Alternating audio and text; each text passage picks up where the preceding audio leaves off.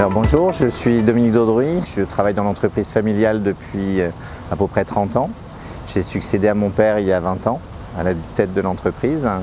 Depuis mon arrivée, nous avons développé une activité biocarburant qui n'existait pas sur le site. Nous avons développé une activité collecte d'huile de friture, une activité transport propre, une activité trituration de graines de colza et nous avons développé des projets industriels, donc une transformation de notre outil de production de biodiesel pour pouvoir traiter de l'huile de friture. Nous avons travaillé sur un projet de nœud énergétique en collaboration avec Dalkia et la communauté urbaine de Dunkerque. Nous travaillons maintenant sur un projet de biométhanisation. Voilà en gros les grands projets que l'on traite. La synergie de notre entreprise avec le réseau de chaleur, donc c'est un vieux projet qui a démarré il y a à peu près 50 ans. Mon papa était intéressé, il s'était rapproché de la communauté urbaine de Dunkerque pour à l'heure actuelle essayer de valoriser la vapeur issue de l'usine d'incinération de l'époque. Ça n'a pas pu se faire, les acteurs ne se sont pas mis d'accord. Cette usine d'incinération n'était plus aux normes, a été détruite et remplacée par l'actuel CVE. Cet actuel CVE a été construit pour se baser sur une transformation de vapeur en électricité. Et avec le changement d'exploitant, la société Dalkia qui a repris l'exploitation avec Énergie Grand Littoral s'est posé la question de raccorder cette production de vapeur avec le réseau de chauffage urbain. Le réseau de chauffage urbain avait une problématique, c'est qu'il ne tourne qu'une partie de l'année. Le CVE lui tourne toute l'année. En plus, sa demande est importante sur les périodes hivernales, donc il fallait un appoint de chaleur. Donc l'idéal, c'était de se marier avec un industriel local, producteur et consommateur d'énergie, en l'occurrence les sociétés du site, la société Daudruy et la société Nord-Ester, puisque nous produisons toute l'année de la vapeur et nous consommons toute l'année de la vapeur.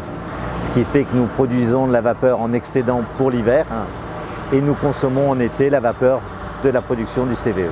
Donc maintenant pour le futur, les projets que nous pouvons avoir en relation avec l'écologie industrielle, c'est principalement notre projet biométhanisation qui va intervenir pour valoriser les coproduits et déchets du site. Donc tous les coproduits du raffinage, les boues de stations d'épuration, les terres de décoloration, certains effluents. Tous les coproduits issus de notre activité de biométhanisation, donc des jus de déconcentration, des terres de filtration et aussi la glycérine, le coproduit principal. Et puis après d'autres produits qui pourront être assemblés et valorisés de manière plus intéressante qu'ils ne le sont aujourd'hui. Cette unité va produire du biogaz, ce biogaz va être injecté sur le réseau et nous récupérons les tickets verts sur notre consommation de gaz au niveau de l'unité de raffinage. Nous sommes actuellement adhérents d'Ecopal, je pense depuis quasiment la création, puisque nous avons été sollicités et nous étions partants sur une émulation industrielle en local pour favoriser l'écologie industrielle et surtout la mutualisation des besoins propres aux entreprises. On participe aux opérations de destruction d'archives. Nous avons sur notre petite filiale Oléovia, la collecte d'huile de friture, nous récupérons des déchets gras de différentes entreprises de la zone. Donc tout le monde y retrouve un intérêt. C'est, je pense, un acteur important du territoire dunkerquois. L'avantage que l'on peut avoir sur une animation locale de l'écologie industrielle, c'est que les industriels ne sont pas forcément spontanément acteurs de cette écologie industrielle.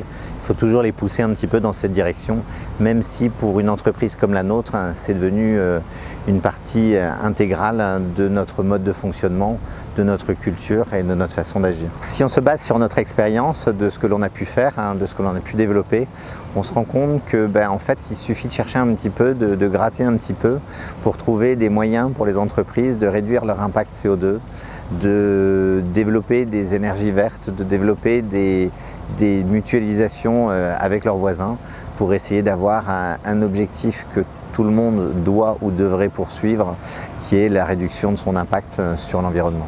Alors l'écologie industrielle et territoriale, on est sur le Dunkerquois, sur un site qui est fortement pollué, un environnement industriel dont la réputation est lourde. L'effort que chacun et que tous nous devons d'avoir, c'est de réduire cet impact environnemental, réduire nos émissions de CO2 pour que nous participions tous au monde de demain, un monde plus sain.